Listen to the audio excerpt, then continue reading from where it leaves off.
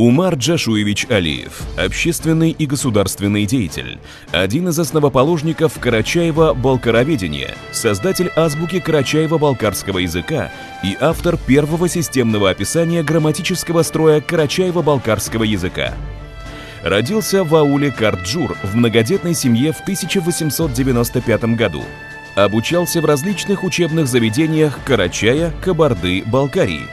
К 19 годам владел 9 иностранными языками, получил высшее исламское образование, лично встречался с Владимиром Ильичем Лениным. С приходом советской власти возглавлял отдел горцев Кавказа в Народном комиссариате по делам национальностей, был директором Музея горских народов. Также Умар Джашуевич был в числе инициаторов объединения карачаевцев, черкесов и других народностей в рамках автономной области и являлся одним из организаторов Карачаево-Черкесской автономной области.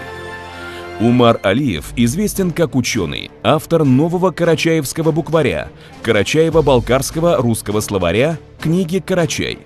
Преподавал карачаево-балкарский язык в Государственном институте театрального искусства имени Луначарского и арабский язык в Московском государственном университете.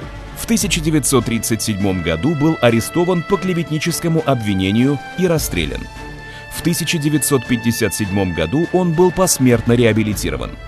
Его имя присвоено улицам в разных городах, а в школе аула Карджурт открыт музей.